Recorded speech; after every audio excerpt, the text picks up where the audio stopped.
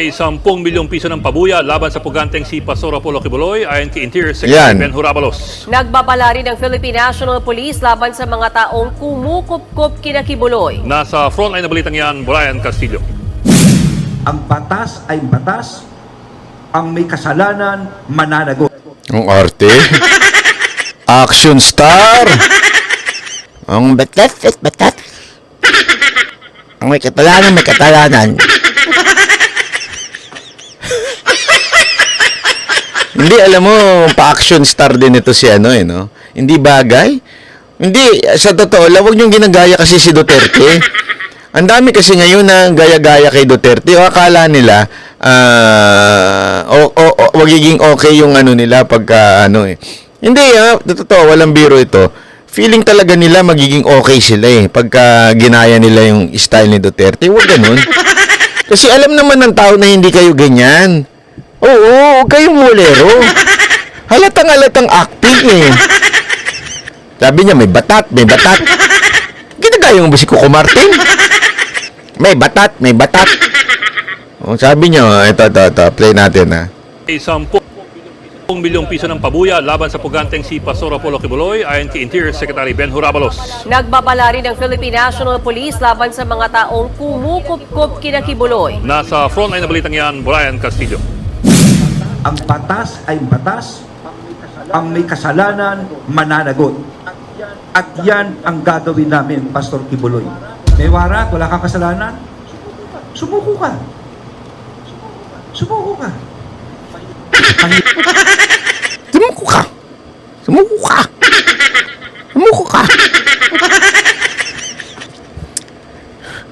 Mali na naman sila dito Masablay na naman. Yari sila dito kay Atty. Topacio. Ano ba yun? Yan ang hamon ni Interior Secretary Ben Abalos sa puganteng si Pastor Apollo Kibuloy. Pugante? Mali na naman yung legal term. Hindi pugante tawag dyan. Ipinaliwanag na sa inyo ng ilang beses yan. Nagtatanga-tangahan pa rin kayo, media. Ang pugante, iba Iba ang definition sa batas ng pugante. Baka mamaya pagka maharap nyo yung abogado ni Pastor Kibuloy, baka masabihan kayo, are you a lawyer? Are you a lawyer? Di ba? Huwag ganun. Alam mo, hahanapin ko yung picture ni, kasi nakita ko yung picture ni Abalos kasama si Pastor Kibuloy doon sa Kingdom. Nakita ko yun Kaya alam mong acting yung ganito Kasi talaga namang dati nagpa-picture pa to kay Pastor Kibuloy Hanggang ngayon, hindi pa rin lumulutang si Kibuloy sa gitna ng mga kinakaharap niyang warrant of arrest dahil sa mga kasong child abuse and exploitation at human trafficking.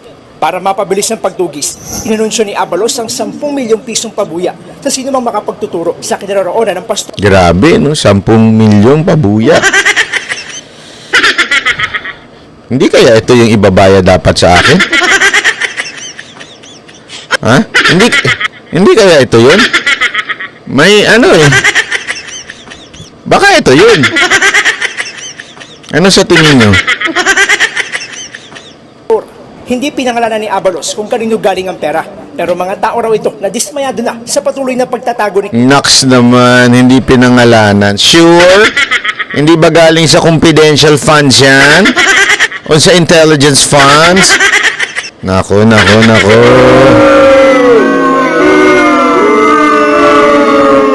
Ako, basa ko dito. Isa lang basa ko dito. Pag nahuli, malaking ito Siguro sa tingin nila, pag nahuli nila si Pastor Kibuloy, malaking accomplishment para sa pagkakandidatura ni Abalos. Ano sa tingin niyo? Hindi baka lang. Baka lang sa pagiging pagiging alam mo naman, may pangarap itong maging senador. Siguro isa ito sa magiging plataforma niya o yung campaign niya, 'di ba? Nahuli ko ang mga ganun, 'di ba? Malay niyo. Naman. Ako, suwestyon ko lang naman to, Secretary Abalos. Suwestyon ko lang naman. gamitin mo na lang yung 10 milyon na humuli kayo ng mga drug lord, humuli kayo ng mga talagang mga notorious na mamamatay tao, kung sino yung nagnakaw doon sa huling raid, ano ba yun, yung huling checkpoint ninyo, gamitin nyo na lang to doon. Di ba? Kasi, itong kay Pastor Kibuloy, hindi naman siya tumatakbo sa batas. This is an option in the law. Sabi nga nung abogado niya, di ba? Kanila pa pong ini-exert ang lahat ng option sa batas. Ibig sabihin, parte pa rin po ito ng hustisya o yung due process. Parte pa ho ito. So, hindi mo natin masasabing pugante ho. Hindi pa ho guilty yung mama. Kayo kagad, guilty na kagad sa inyo at gusto nyo nang mahuli. Siguro, para nga sa inyong, alam mo na, gusto nyo lang, para lang, magamit nyo bilang trophy. Hindi ko alam, trophy nyo ba o para sa SONA. Pero grabe naman. Ang daming pwedeng paggamitan niya 10 milyon, di ba? Oh, para, bakit? Hindi na ba sapat yung mga vlogger mo?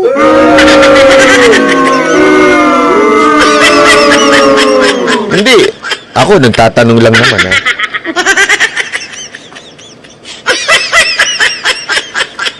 Read my face. Hindi na ba sapat yung mga vlogger mo? Secretary Abalos? Kaya kailangan mo na ng accomplishment na iba?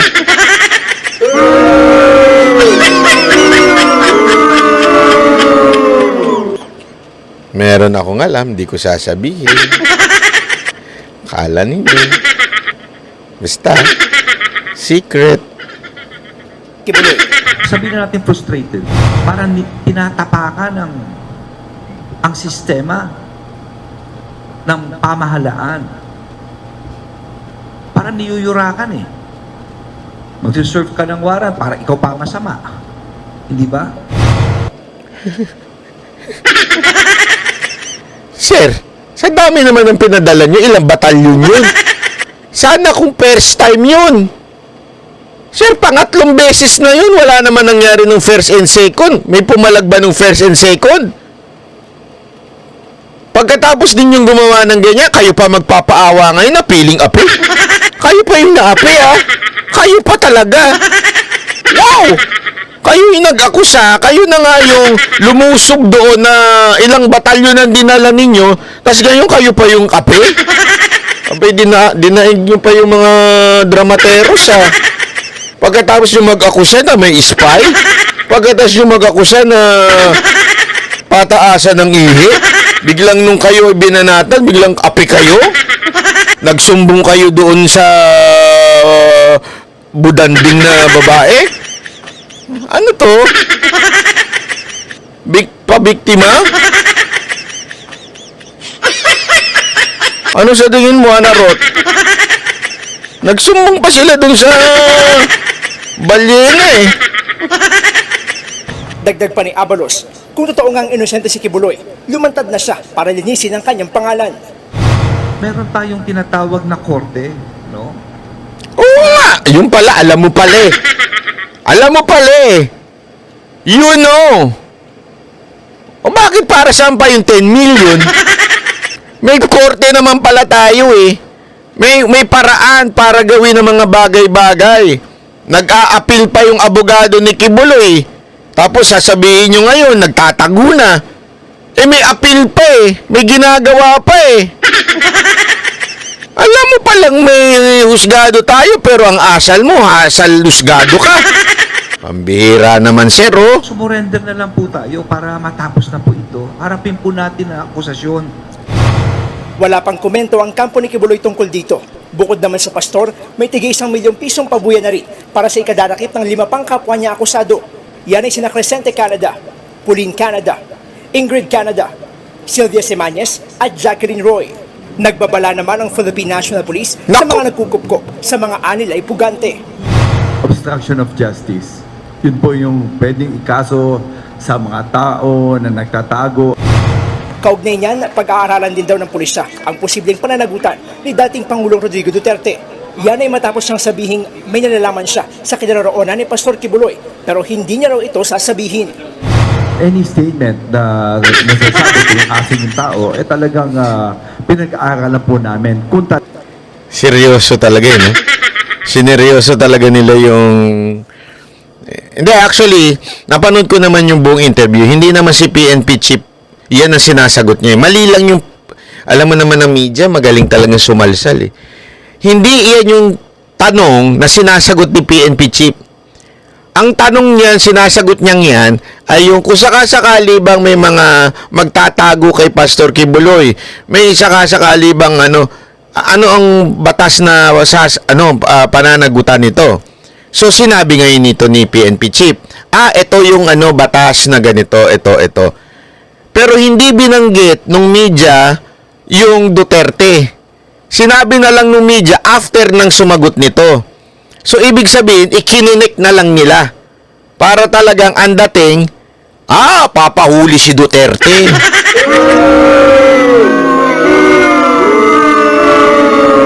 Sa bagay, kasi pagka yung mga bali-balita, yung mga in-upload, hindi naman masyadong pinapanood ng tao yun eh.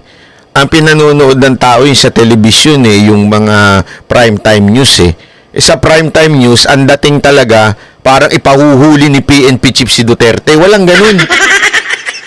Tinanggal nila sa context. So, ganun ang media eh. talagang papasok po dun sa PD 1829. And we're just waiting for witnesses po na ito po yung sinabi niya para may mag-file po ang PNP kung talagang nagwawakan po dito sa PD 1829.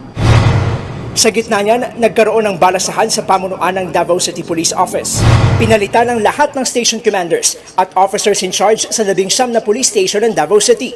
Paglilinaw naman ng Davao Police, wala itong kinalaman sa paghahanap kay Quiboloy. Grabe, no? Ilan yan tinanggal, ha? Ito po yung mga tingnan nyo, nakikita nyo ba yan? O, baka linawin natin, ha? Ito yung mga station commander, assistant station commander. Hindi ho ito mga ordinaryong pulis bigla mong tinanggal. Lahat to ilan nung presinto ito. Tapos sasabihin nila, normal daw yan.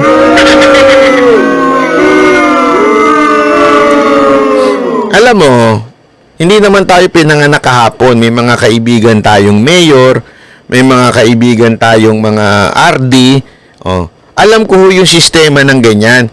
Usually, pag nagpapalit lang ng ganyan, yan yung pagpasok ng bagong presidente. Talagang reshuffle dyan. Lalo na yung bagong presidente, bago yung PNP chief, talagang re-reshuffle yan. Normal yon. Pero yung kalagitnaan yung ganito, bigla mong tatanggalin. Lahat halos lahat eh. Mga mga matataas, station commander. Puro mga yan. Alam niyo yung station commander, sila mismo. Tinanggal mo. At hindi lang isa. Maraming kang tinanggal, iba't ibang istasyon ng buong Davao City. Tapos sasabihin mo, normal? Sa totoo nga lang, kahit nga magpalit ng presidente, hindi naman sabay-sabay. Marami, pero hindi lahat. O hindi talaga sobrang dami. Kasi kailangan pag-aralan yung syudad eh. Bago mo ilipat lahat, magtutulong-tulungan yan eh. Kung ano ba yung lugar na to, bigla mong tinanggal lahat. Talagang pinilay mo yung lugar para talagang yung mga kriminal, bago lahat to, di alam, hindi kabisado. Mantakin mo. Anong kagaguhan naman yun? Sasabihin ninyo, wala lang. Hindi naman po ata tama yun, sir, mga ma'am. Naman ng Davao Police, wala itong kinalaman sa paghahanap kay Quiboloy. There's no relation about Quiboloy case, no relation with politics, no relation. Madam naman, alam ko kailangan mo lang i-deny pero wag mo namang gawing tanga mga Pilipino. Sabi nga dito, 19 stations tinanggalan ng mga head, pati yung assistant head. Tapos sasabihin nyo, wala lang. Ano to? Yan yung harap-harapan kang dinuraan. Tapos sinabi mo, ay sorry, hindi ko sinasadya. Di ba? Wala naman akong plano, nandura lang ako. Anong plano mo? Ba't mo dinuduraan? Wala akong plano. Nagpadura-dura ka pa. Wala lang. Madam naman, iluloko naman yung kami. Para namang ano yan, grabe naman yan. Oh. For any personal reasons. Trabaho lang talaga. Nagbabalita mula sa frontline. Brian Castillo, News 5. Ako, ito lang mga kapulisan konting paalala. Ay, hindi pa pala tapos yun. LG, ayon sa abogado ng pastor na Ayan. Attorney Ferdinand Bago pala tayo pumunta dyan, ako sana lang ito, konting paalala lang sa ating kapulisan. Konting paalala lang. 6 na taon lang po yan.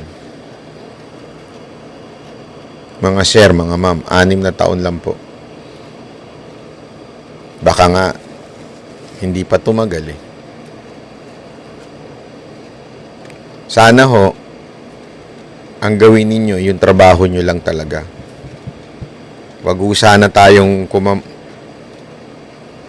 kumampi o sumipsip o di kaya basta lang sumunod dahil napag-utusan tayo.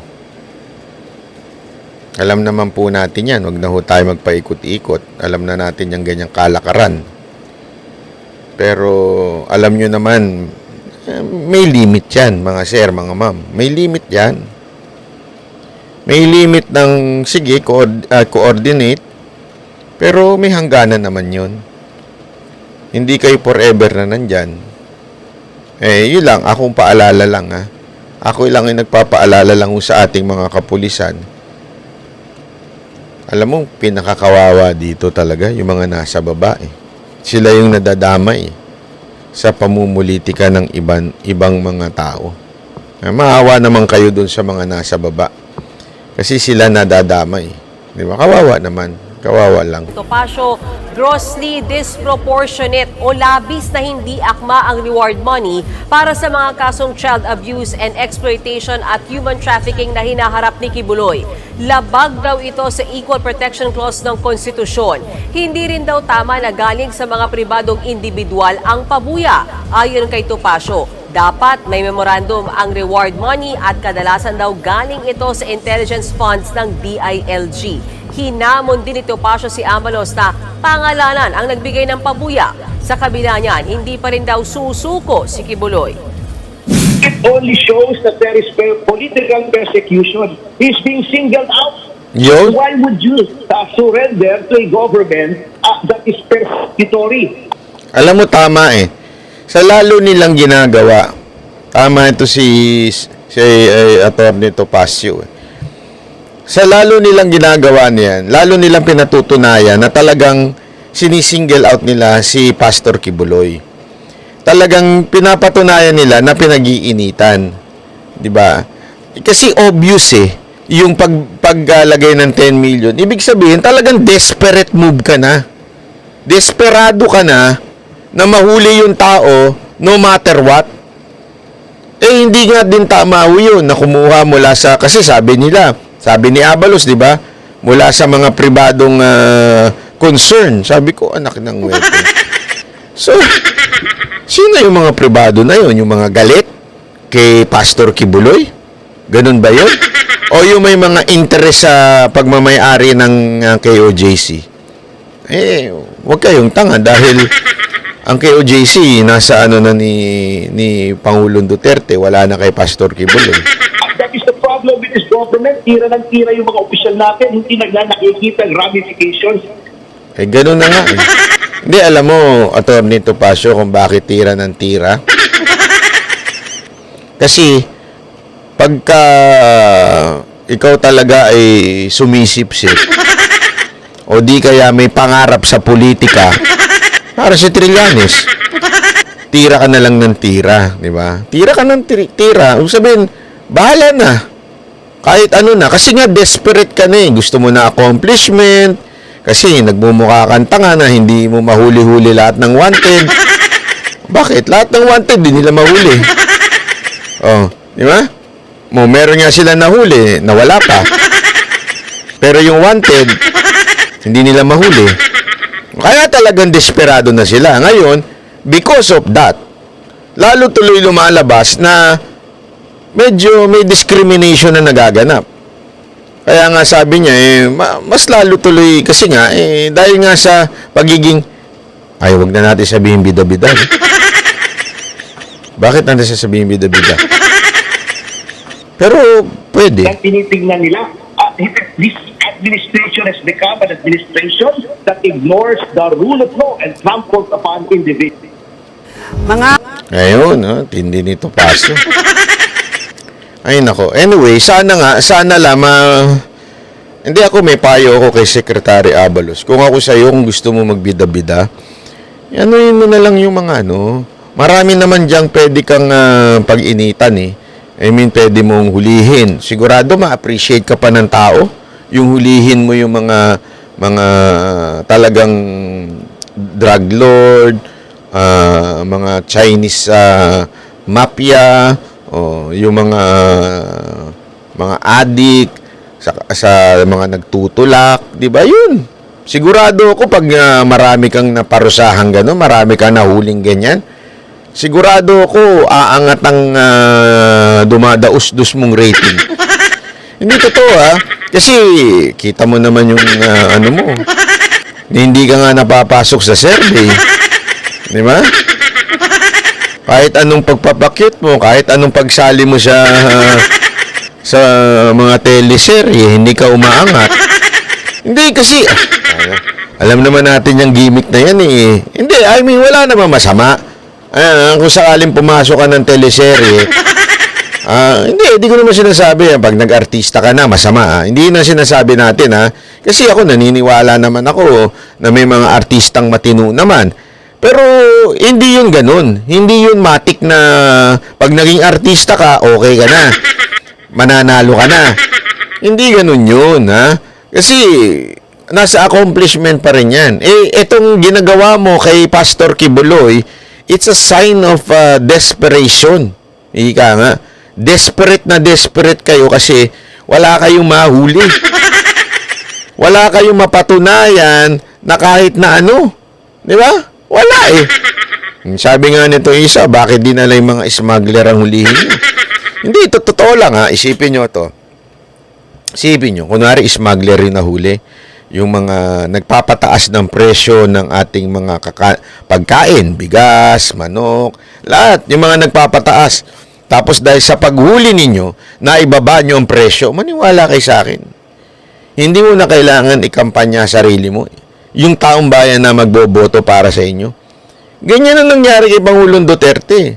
Hindi niya kailangan mangampanya, kailangan ng pera. Basta siya, ginawa niya yung trabaho niya. Pinatay niya lahat ng adik. Hindi pala siya. Di ba?